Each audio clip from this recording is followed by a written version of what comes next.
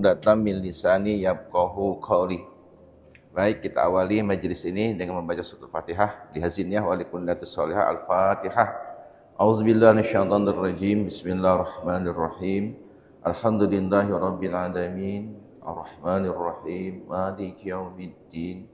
Iyyaka na'budu wa iyyaka nasta'in. Ihdinas siratal mustaqim. Siratal ladzina an'amta 'alaihim ghairil maghdubi 'alaihim waladdallin. Amin. Segala puji bagi Allah yang Maha menganugerahkan nikmat yang luar biasa banyaknya. Mudah-mudahan nikmat itu kita syukuri. Ketika kita mensyukuri satu nikmat, yakinlah Allah akan limpahkan dengan nikmat yang lebih banyak lagi. La in syakartum la azidannakum. Mudah-mudahan kita menjadi hamba-hamba Allah yang pandai bersyukur. Salawat serta salam kepada baginda kita Nabi besar Muhammad sallallahu alaihi wasallam. Allahumma shalli ala sayyidina Muhammad wa ala alihi wa sahbihi ajma'in. Mudah-mudahan salawat itu menghantarkan kita menjadi orang-orang yang selalu istiqomah untuk bersalawat kepada Nabi dengan harapan untuk diprioritaskan mendapat sapaan baginda Rasul ketika berada di padang mahsyar nanti. Mudah-mudahan kita semua, keluarga kita, jamaah kita semua menjadi ahli syafaah baginda Rasulullah sallallahu alaihi wasallam. Amin Allahumma amin. Baik, di pagi yang berbahagia ini kemarin kita sudah bahas bagaimana ciri ilmu yang bermanfaat itu menurut Imam Ghazali.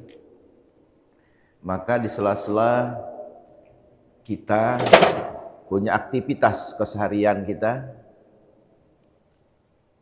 kemarin apa yang kita lakukan antara menjelang terbit matahari, setelah kita selesai syuruk, duha, kemudian kita mempunyai ruang waktu kepada kita sesuai dengan aktivitasnya masing-masing, tapi tak terlepas ada ruang kepada kita untuk mempelajari pengetahuan, mempelajari ilmu yang membawa manfaat bagi akhirat kita. Kemarin ada 7 ciri bagaimana ilmu yang membawa manfaat bagi kepentingan akhirat kita. Kenapa dalam Islam menuntut ilmu itu begitu penting? Itu pertanyaan yang luar biasa. Bahkan konsepnya menuntut ilmu itu minal mahdi ilal lahdi. Dari mulai kita dalam gendongan orang tua kita sejak lahir sampai ke lubang lahat. Lahat dalam tanah, bukan lahat di pagar alam, bukan.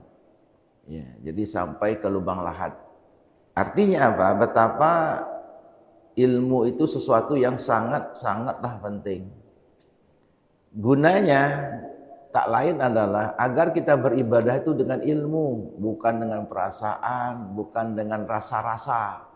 Apalagi hanya melihat atau lagi hanya mendengar.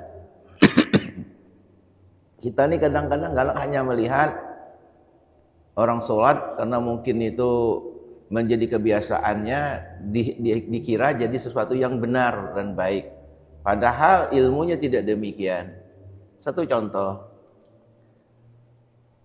takbir intikal atau kita mengangkat tangan ketika sholat itu kan tidak sembarangan tempat. Pertama kita angkat tangan itu ketika takbiratul ihram. Kemudian ketika kita dari berdiri ke ruku. Dari ruku ke i'tidal. Itu kan ngangkat tangan tuh semuanya. Ada lagi perpindahan dari kita sujud kedua ke berdiri. Itu kan sebagian ada yang mengangkat tangan, padahal tidak ada sunat hayatnya di situ. Yang ada ketika kita kalau sholatnya 3 rakaat atau 4 rakaat, ketika berangkat dari tasawuf awal, itu kan kita menempatkan bahwa ada ngangkat tangan. Nah itu kan kita beribadah dengan ilmu, karena memang ada sunnah hayatnya, dianjurkan.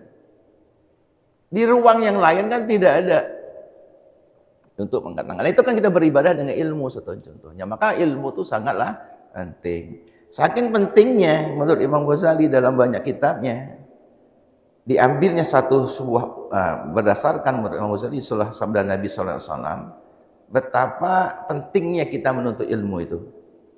Talabul ilmi afdalu indallah minas salati wassiyami wal haji wal jihad.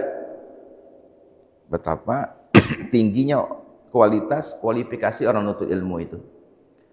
Nuntut ilmu itu lebih afdol di sisi Allah daripada melaksanakan salat sunat, puasa sunat, umroh ataupun haji sunat istilahnya, wal jihad dan jihad. Jihad itu bukan hanya perang ya. Beraktivitas kita memenuhi kebutuhan hidup kita juga bisa jadi jihad. Tetapi ketika nuntut ilmu itu lebih afdol dari demikian itu. Lebih baik. Karena setan tuh paling susah melawan orang berilmu. Dia menggugurkan 1000 orang ibadah tuh gampang. Tetapi ketika mengganggu satu orang berilmu itu sangatlah sulit dan susah. Ketika orangnya berilmu. Makanya ilmu itu menempati yang luar biasa. Di kitab ini pun juga ketika orang berjalan menuntut ilmu, niat dari rumah termasuk taklim seperti ini. Hewan-hewan di darat, di laut itu mendoakannya. Semut, berapa banyak semut, tidak pernah kita ngitung ya. Itu berdoa.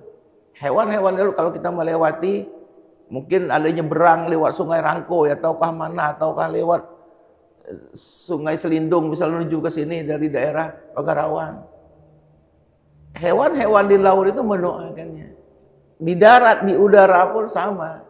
Kicauan burung itu bisa saja menjadi doa untuk kita ketika melangkah ke majelis ilmu. Kemudian itu fadilahnya, betapa untuk ilmu itu nilainya bisa mengalahkan salat sunat, bisa mengalahkan puasa sunat. Jadi salat sunat tanpa ada ilmunya itu kan tidak punya nilai. Orang sudah khutbah, umpama nih, khotib sudah di mimbar nih, kita baru datang, apakah duduk, apakah langsung sholat sunat? Nah itu kan pertanyaannya, karena ketika kita sholat sunat, dengan khutbah mana wajib? Kan wajib kita mendengarkan. Jadi, kalaupun kita ingin sholat sunat, tahiyat masjid kah, ataukah qabliyah Jumat kah, datang lebih awal. Kalau sudah khutbah ya duduk saja kita dengar. Nah maka karena nilainya kan ada yang wajib. Dengan ilmu tadi kita bisa meletakkan mana perkara-perkara sunnah. Orang kadang-kadang meletakkan sesuatu itu kurang tepat. Kita ambil contoh, kita sedang rapat nih membahas kemaslahatan umat, membahas kepentingan umat. Tiba-tiba azan sudah dikumandangkan. Kita tinggal majelis itu pergi sholat, atau kita selesaikan dulu rapat itu, atau kita skor dulu. Nah, bagi orang punya ilmu, panggilan sholat itu adalah panggilan yang harus kita hormati, maka ketika itu kita diam. Tetapi tidak serta-merta kita tinggal majelis itu dengan segenap hati kita. Karena apa? Kita menghormati majelis itu. Jangan bahasa orang mentang-mentang soleh tadi, ninggalkan tempat rapat majelis tadi, langsung nyelonong pergi sholat, karena lebih penting. Awas kita meletakkan itu, buka saja dalam kitab Fiqhul Awaliyat. Mana dia dahulukan? Kalaupun majelis yang mengerti, mungkin pada titik skor kita dengar azan. Pertanyaannya, kita teruskan rapatnya atau kita skor? Ada adab dan etikanya. Nah itu orang-orang yang berilmu meletakkan sesuatu itu pada proporsinya. Itulah disebut dengan tazamul hukuk. Berbenturan kepentingan makhluk dengan kepentingan Allah. Ketika berbenturan kepentingan Allah dan makhluk, mana kita dahulukan? Kepentingan makhluk kita prioritaskan. Sedang belajar seperti ini, taklim. Tiba-tiba saat kita sedang sholat subuh, gempa bumi, bergetarlah masjid kita. Kita terus sholat subuhnya, apakah kita lompat keluar? Lompat keluar, menyelamatkan jiwa, nyawa itu lebih diutamakan. Sholat pacar di tempat luar atau di mana. Nah, tadi kan itu berbenturan kepentingan makhluk dengan kepentingan Khalik. Kita harus pandai meletakkan seperti itu. Maka kadang-kadang kita pun heran, mengejar pahala sholat berjamaah, tetapi orang tua mengabaikan anaknya ribut di masjid, mengganggu orang yang sedang sholat. Dapatkah pahala 20 derajat itu, ataukah mendulang sesuatu yang tidak baik? Kalaupun kita mau mengajak anak kita, yuk kita amankan anak kita. Jangan dibiarkan dia berkeluyuran ataupun mekak-mekik ke sana sini. Nah, hal-hal seperti itu ngejar hak Allah tapi mengabaikan hak makhluk. Iza tazahamal hukuk, ketika berbenturan hak hukukul ibad wa hukul ma'bud, antara hak Allah, hak hamba dan hak Allah, maka kita prioritaskan hak hamba dahulu. Banyak contoh sederhana ketika kita berbuka Ramadan kemarin, ketika tiba waktu berbuka, azan dulu apa berbuka dulu? Ya muazin, mana muazin kita? Nah, minum dulu, berbuka dahulu, baru dia azan. Itu kan satu contoh yang sederhana. Hak hamba penuhi dulu ketika berbenturan dengan hak Allah. Makanya itu dengan ilmu ketika kita memahami permasalahan itu. Nah, betapa pentingnya untuk ilmu tadi, sehingga nilainya melebihi pahala sholat sunat, melebihi pahala puasa sunat, bahkan dari ibadah haji sunnah, umroh, itu lebih sempurna. Makanya kalau orang pergi haji 2-3 kali, ya kan, sementara ada orang yang butuh pengembangan ilmu, butuh bantuan, dibantu dulu orang yang butuh pengembangan ilmu, fasilitasnya, apa pergi haji dulu? Padahal haji kedua, ketiga sudah dia. Yang kedua, ketiga kan sunnah. Iya, makanya kalau pertama dia pergi haji bukan wajib, mutlak dan bisa tidak, harus kita hormati karena kewajiban yang mutlak sekali. Yang lain kan menjadi ibadah sunnah. Kalaupun ingin ngulang ke Masjidil Haram, ke Nabawi, ya umroh saja. Iya. Jadi dengan ilmu. Di samping itu pun juga ada fadilah lain menurut Rasulullah yang dikutip oleh Imam Ghazali. Talabul ilmi yauman khairun min siyami salasati ashurin. Nuntut ilmu sehari saja itu nilai bisa mengalahkan puasa sunnah 3 bulan. Siapa pernah puasa 3 bulan? Sebulan pengen mangal kan, enggak 3 bulan. 3 bulan kan 90 hari. Iya. Puasa kifaroh hanya 2 bulan. Iya kan, mutatabi'an berturut-turut. Nah, nuntut ilmu sehari saja itu nilainya bisa mengalahkan pahala orang puasa 3 bulan. Betapa artinya kan nuntut ilmu itu luar biasa. Sebagaimana kita katakan, orang berilmu itu susah dikalahkan oleh setan. Ketika setan berhadapan dengan orang ahli ibadah, 1000 orang tanpa ilmu dia beribadah, gampang iblis setan memporak-porandakannya. Tapi ketika orang berilmu, tidak mudah. Umi Maktum itu salah seorang muazzin Rasul. Dia kan azannya, kalau Bilal azan pertama di subuh, beliau azan kedua. Setiap hari di Madinah itu beliau selalu berjalan kaki ke masjid. Umi Maktum itu buta. Ya, kalau buta itu penglihatannya tidak sempurna. Satu saat jatuhlah beliau, berdarahlah kaki beliau. Nah, ketika berdarah dibersihkannya, yang uniknya dituntun seorang pemuda mengantar ke masjid. Sehingga seringkali dituntun oleh seorang itu, maka memang tuh bertanya bahasa kita, siapa ya kini nuntun ku nih? Ternyata si orang yang menuntun itu menjawab, saya iblis. Iblis yang nuntunnya ke masjid. Sehingga terjadi dialog antara Umi Maktum dengan iblis tadi. Kenapa bahasa kiki ngantar komukilah benar-benar iblis? Kenapa tidak halangiku? Karena dia tahu bahwa Umi Maktum itu seberapa berat pun tantangan, dia akan terus pergi ke masjid untuk azan. Maka iblis tadi berungkap, ketika engkau ke masjid, terluka kakimu, Allah sepertiga hilangkan dosa-dosamu. Nah, iblis ketakutan, kalau misalnya dia jatuh lagi, akan habislah dosanya. Kata iblis, saya gagal mengganggumu. Artinya apa? Maktum itu dia pergi untuk azan tuh bukan hanya dorongan iman saja, tetapi karena pengetahuannya tentang menjadi muazin itu luar biasa.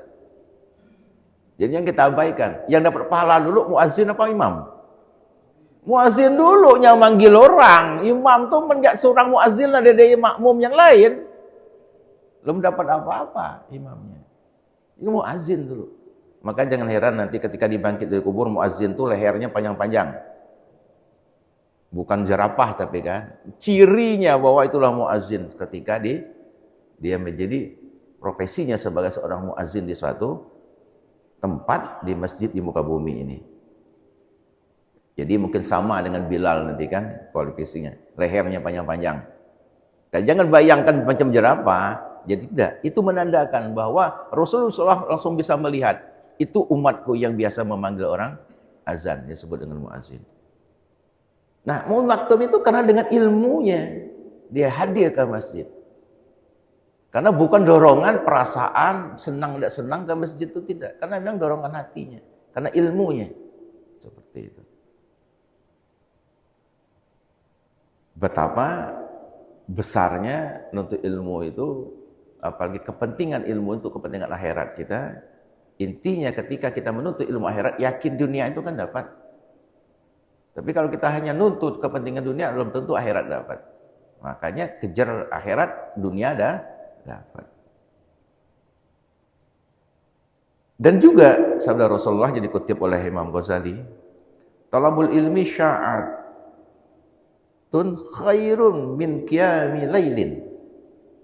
Nuntut ilmu sesaat. Sesaat itu kalau kita pakai konsep bahasa Arab, saat itu sejam sejenak saja. Khairun, terlebih baik min qiyamil lail, daripada sholat malam. Kita ngejar tahajud, tapi tahajud kita tanpa ilmu, hanya sholat saja. Tetapi kalau misalnya dibekali ilmu tentang ibadah itu, alhamdulillah. Tetapi ketika kita nuntut ilmu itu, kita belajar tentang fikih kah, tauhid kah, dan ilmu-ilmu yang fardu ain maupun fardu kifayah, itu kita tahu bahwa nilainya itu luar biasa, bisa lebih besar daripada kita menegakkan sholat malam. Apalagi kalau orang berdalu-dalu nuntut ilmu, bil ashar, dengan berdalu-dalu, itu berarti lebih lagi kualifikasinya. Nah, kalaupun kesemuaannya itu kita tidak bisa, karena mungkin aktivitas kita penuh, tapi yang paling nyaman tuh ada guru. Ya pasti ke sekolah itu kan majelis ilmu. Ya, ilmu apa diajarnya? Akuntansi, misalnya Pak kepala sekolah ngajar akuntansi. Nah, itu ilmu. Jangan lihat ilmunya hanya ilmu sholat puasa saja. Mengajar orang bisa mengatur keuangan secara baik dan benar, itu kan punya nilai luar biasa. Iya. Utsman bin Affan tuh ahli sekali akuntansi, jangan kita anggap remeh. Iya, para sahabat-sahabat Nabi itu. Ahli itu jago matematika. Jangan hanya dikatakan hanya ilmu agama saya, paling jago matematika beliau itu. Pernah kita ceritakan di sini, seorang Yahudi ketika berilmu di Yaman tinggalnya, berguru dengan gurunya, maka sang guru tuh susah mencari Suatu bilangan yang habis dibagi 1 habis, bagi 2 habis, bagi 3 habis, dibagi 9 habis, dia bagi 10 apalagi. Habis. Sang guru tidak bisa menjawabnya. Makanya sang guru berpesan kepada santrinya, kepada siswanya yang beragama Yahudi. Datanglah ke seorang yang bergelar gerbang ilmu. Dicarilah, ternyata Sayyidina Ali pada saat itu berada di Madinah. Sampai di Madinah dicarinya, ketemu.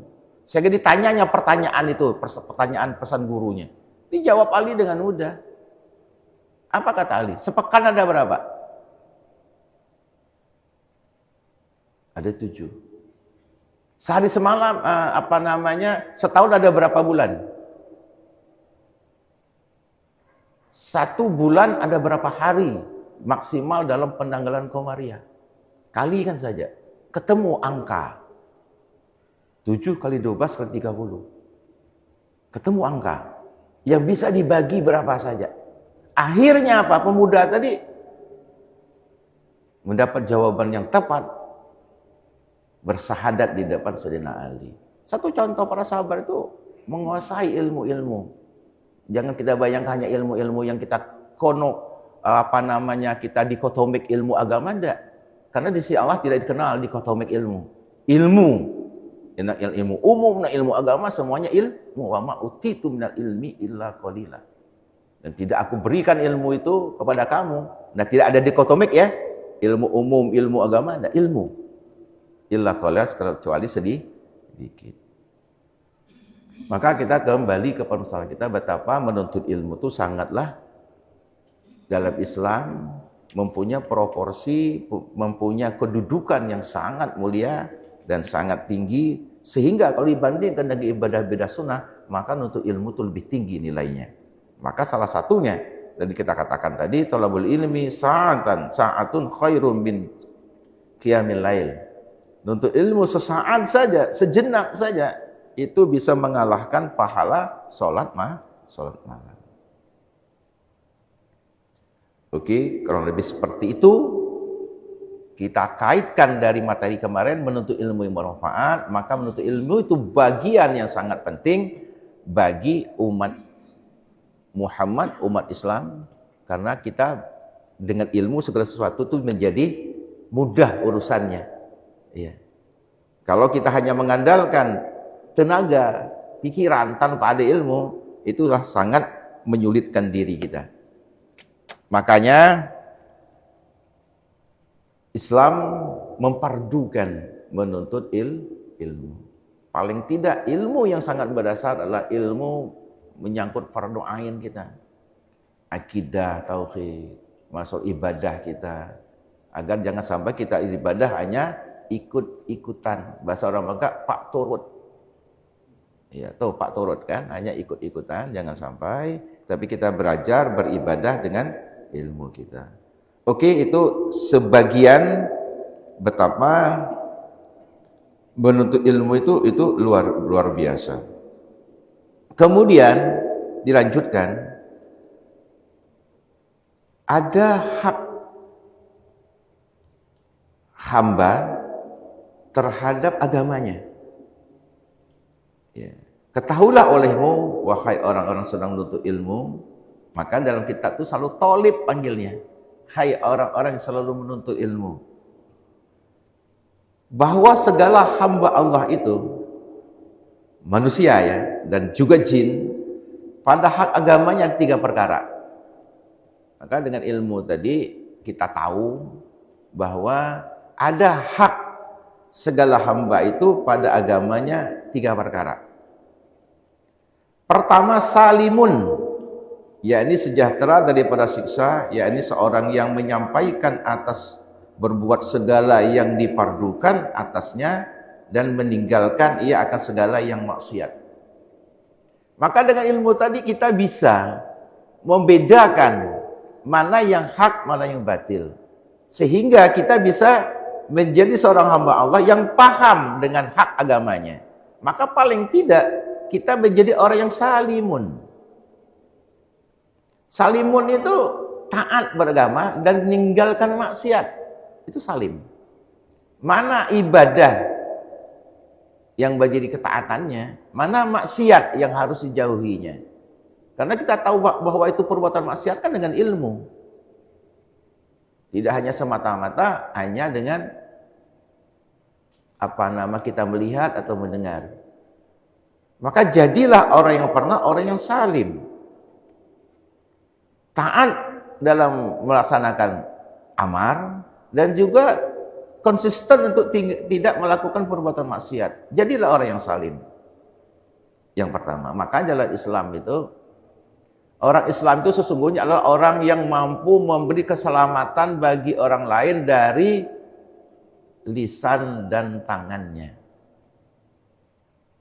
Al-muslimu man salimal muslimina min lisanihi wa yadihi. Orang Islam itu sesungguhnya adalah orang yang mampu memberi keselamatan bagi orang lain, baik lewat lisannya maupun lewat tangannya. Jadi Rasulullah luar biasa, sudah mendeteksi tangan itu tidak hanya semata-mata secara langsung, secara fisik, tapi menggerakkan jari kita, mengeser sesuatu yang mungkin khawak, mungkin khairul haq, yang belum benar, itu kan tangan jari kita. Bukan hanya menulis.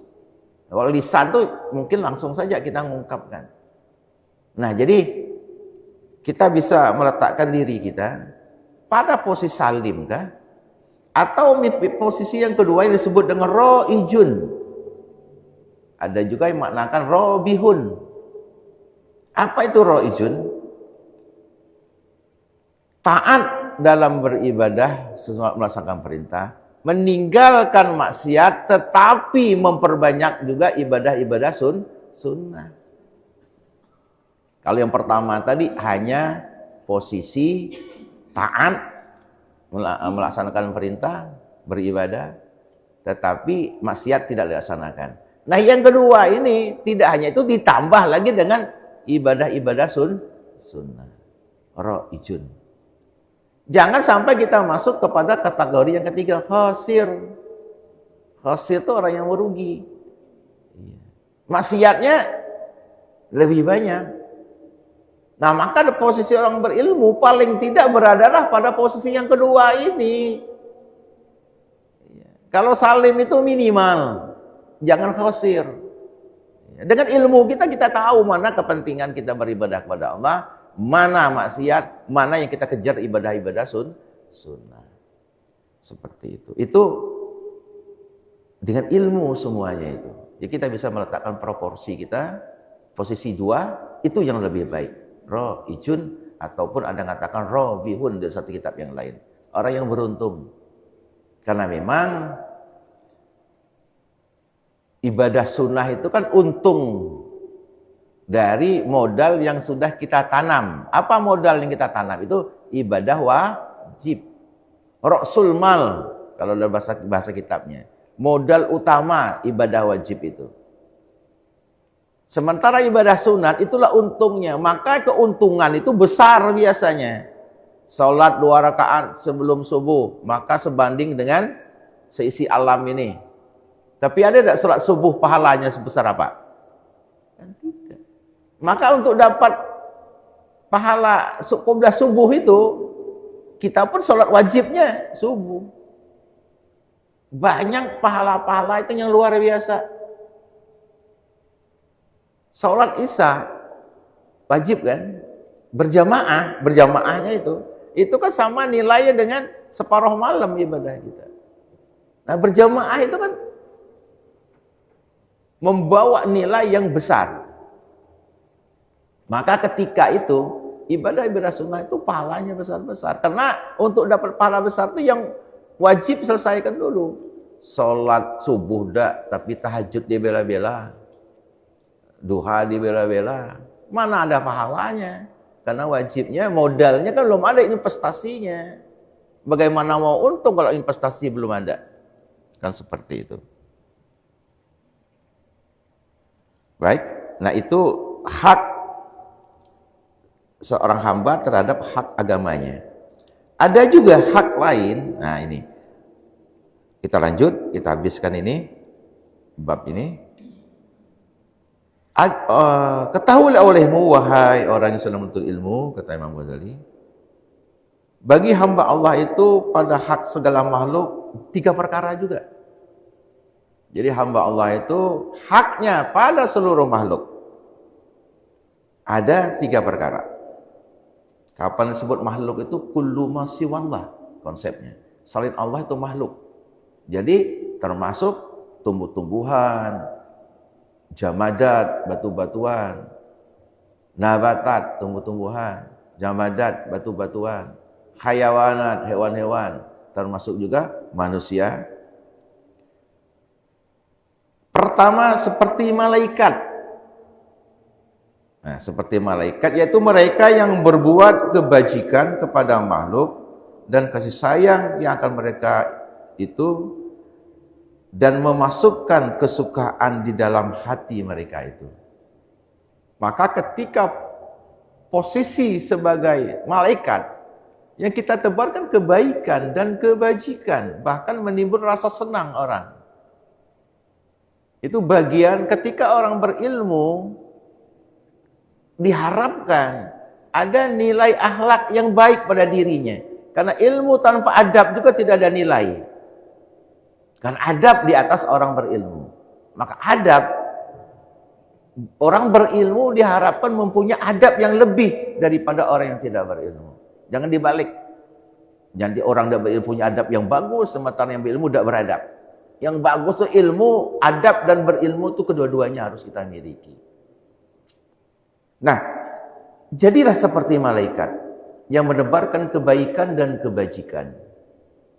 Kita ngukur, ada ungkapannya. Ngukur bahwa kita disenang oleh makhluk itu bagaimana cirinya? Hewan itu biasanya mudah jinak dengan kita. Kucing kalau galak meraih kaki kita, bagus, berterima kasih. Arti pada diri kita ada aura positif yang baik. Yang mereka hewan pun senang. Tidak dekat kucing, kucing ditendang, takutlah kucing. Itu sederhana ngukurnya. Ada ungkapan lagi yang luar biasa. Ketika ada warung itu biasa sepi, warung kopi. Tiba-tiba kita datang orang jadi ramai. Itu isyarat bahwa memang kita menebarkan perilaku yang baik. Ada ungkapan lain juga, ketika hadir orang itu membawa rasa senang orang. Bahkan ketika dia tiada ditanya orang di mana orang itu. Daripada ketika dia ada menyusahkan orang lain, ketika tidak ada disyukuri orang. Nah, syukurnya Dede. Nah, itu. Jadi kata orang Palembang itu, baris hanya milu panjang. Nah, kan baris hanya milu panjang baik, dia dihitung kawan tidak masalah. Tetapi ketika menjadi hitungan, ketika tiada orang itu dicari orang. Ketika dia ada membawa rasa nyaman dan senang orang. Itu isyarat bahwa mungkin kita sudah menempati posisi bagaimana kategori menurut Imam Ghazali. Jadilah seperti malaikat yang menebarkan kebaikan dan kesenangan dan kenyamanan bagi orang lain. Yang kedua, mendingan ini, seperti binatang ternak. Binatang ternak itu tidak menyakiti orang lain dan juga mungkin belum memberi manfaat kepada kita. Tapi dia tidak menyakiti. Dibanding kepada kategori yang ketiga, janganlah seperti di sini dikatakan ular dan kalajengking. Janganlah seperti ular dan kalajengking. Yang banyak menimbulkan mudarat bagi orang lain. Banyak menimbulkan sesuatu yang tidak baik bagi orang lain. Nah, tinggal pilih kategori manakah kita. Kalau milih nak kategori pertama. Tapi bukan memilih di sini. Oranglah yang akan menilainya. Dan perilaku kita lah. Maka orang berilmu, di samping dia punya kategori malaikatkah? Minimal, kalau tidak pacak belum malaikat, minimal sama dengan binatang ternak. Memang dia tidak menimbulkan kebaikan bagi kita, tetapi juga tidak menimbulkan kerusakan bagi kita. Daripada kategori yang ketiga, yang menimbulkan, menebarkan keburukan kebanyakannya. Ya, mudah-mudahan di pagi hari ini, atau ada mau kita diskusikan, silakan kalau ada. Yang mau kita, silakan kalau ada. Ya silakan kalau ada. Waalaikumsalam warahmatullahi wabarakatuh.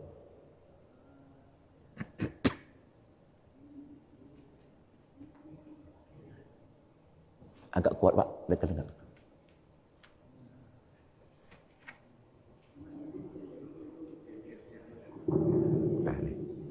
Nah, tolong kasih biar kedengar.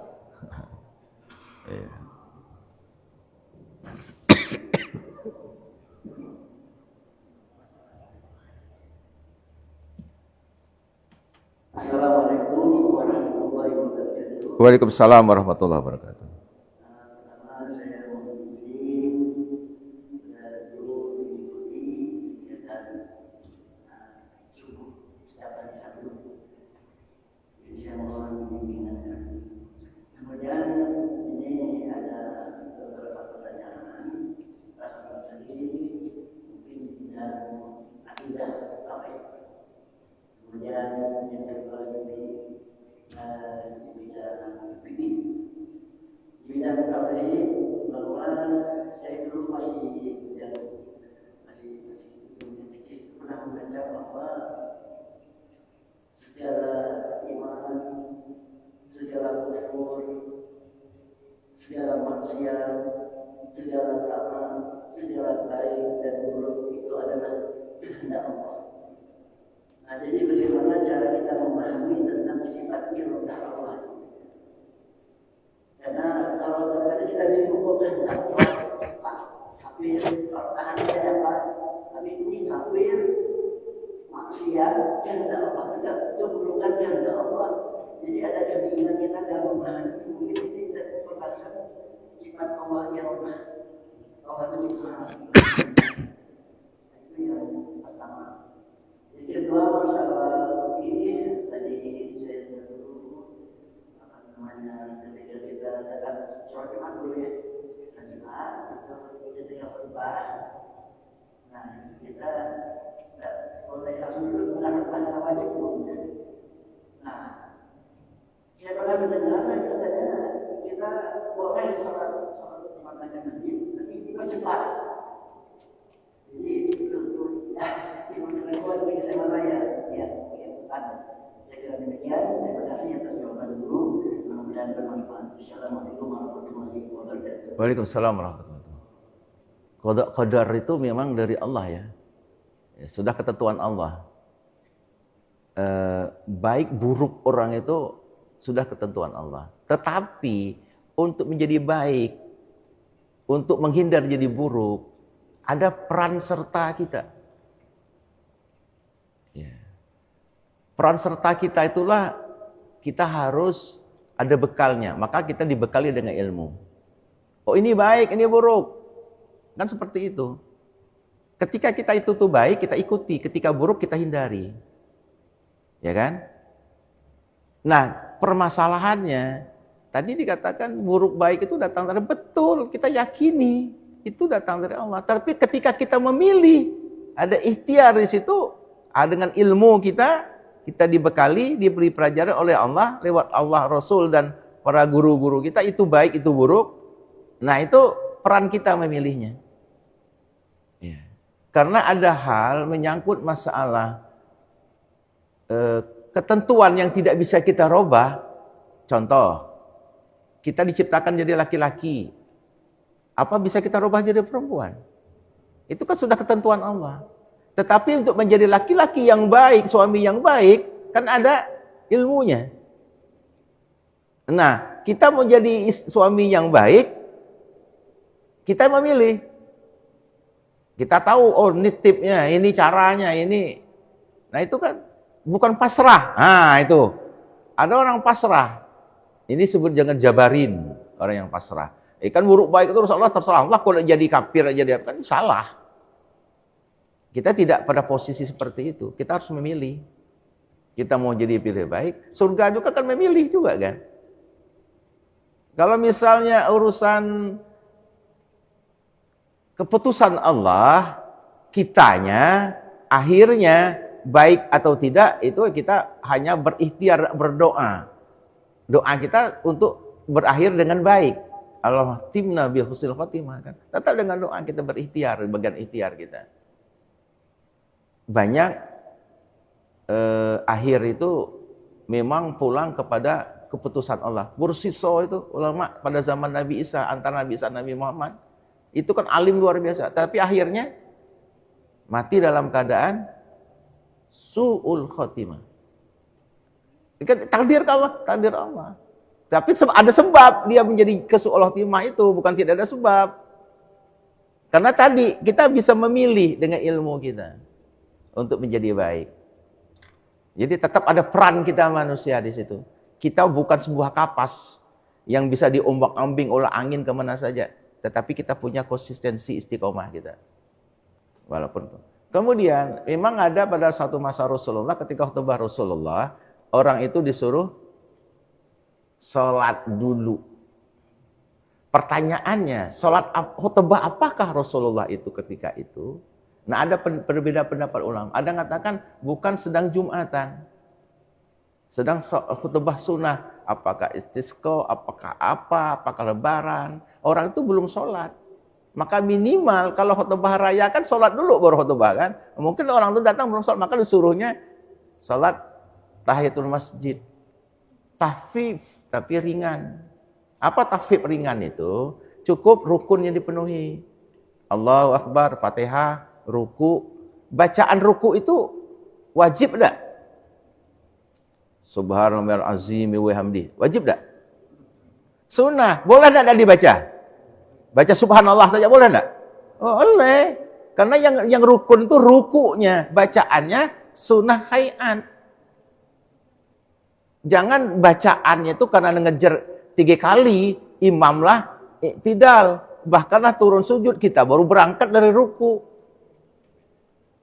Itu bacaannya kan itu. Bacaan yang wajib itu mana? Rukun qauli istilahnya. Takbiratul ihram. Itu rukun qauli, wajib. Ketika kita masbuk saja tetap kita harus takbiratul ihram. Allahu Akbar, baru kita ngambil posisi bagaimana posisi imam. Fatihah, itu rukun qauli. Kalau misalnya kita bermasbuk, ketika ruku imam dapat, maka Fatihah kita ditanggung oleh imam. Itu kan rukun qaulinya. Kemudian kapan rukun qaulinya lagi? Tasahud akhir. Doa antar 2 sujud sunnah. Maka bacaannya bermacam-macam kan? Juga bacaan sujud, tasbihnya bermacam-macam. Tasahud juga bermacam-macam, tapi awalnya tetap pakemnya ada ketentuan rukun di situ. Kapan rukunnya? Minimal kalau itu pada syahadat, pada sholawat. Allahumma sholli ala sayyidina Muhammad.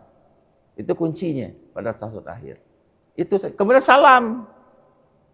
Bacaan-bacaan pada saat takbir intikal, sami Allahu liman hamidah, itu kan hanya sunnah ya. Maka tahfif tadi ringankan. Fatihah cukup, ruku, tasbih pendek, tersujud, sujud pun bacaan tasbih pendek. Minimal duduk antar sujud tuh Rabbir firli, minimal. Rabbir warhamni wa jibur fa'al wasubhani, silakan lengkap, tapi minimal Rabbir firli. Ketika kita tahfif bacaannya seperti itu dengan ilmu. Jadi kasusnya ada perbedaan pendapat ulama di situ. Khutbah apakah Rasul itu? Itu pertanyaan. Kalau khutbah Jumat, memang sebagiannya tahfif tadi, sholat apa? Tahiyatul masjid. Karena diberi ruang. Tetapi pada sisi lain, khutbah itu adalah rukun sholat Jumat. Kalau sholat Jumat, yang harus kita datang itu kita penuhi unsurnya. Karena dia menempati 2 rakaat. Khutbah Jumat itu kan menempati 2 rakaat sholat. Maka sholat Jumat itu hanya 2 rakaat. Kenapa 4? Tidak 4 seperti zuhur. Karena sudah diambil oleh 2 khutbah. Maka khutbah itu bahkan dalam kitab hadis, sebuah kitab hadis, itu Asparuzim lupa kami, ada riwayat bahkan mengharamkan ketika khutbah sudah berlangsung kita sholat. Ada. Abi Jumroh, dalam kitab hadis Abi Jumroh. Itu ada cerita sarahnya sampai mengharamkan. Karena wajibnya harus kita ikuti, bukan membesarkan sunnahnya. Bahkan dalam kitab hadis Abi Jumroh menafsirkan sebuah hadis menyangkut masalah sholat sunat ketika khutbah seperti itu. Jadi memang ada pendapat ulama, kita pilih mana? Milihnya dengan ilmu, bukan milih karena ikut-ikutan. Nah, seperti itu. Terima kasih. Wallahu a'lam bishawab. Cukup. A'udzubillahi minasyaitonir rajim. Bismillahirrahmanirrahim. Alhamdulillahirabbil alamin. Wassalatu wassalamu ala asrofil anbiya'i wal mursalin. Sayyidina wa maulana Muhammad wa ala alihi washabihi ajmain.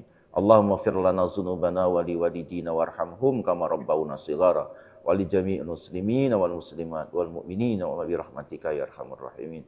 Allahumma harijna min zulmatil wahmi wa akrimna min fahmi wa ftah lana abwabal ilmi wa zayyinna bil akhlaqil hasanati wal hirim.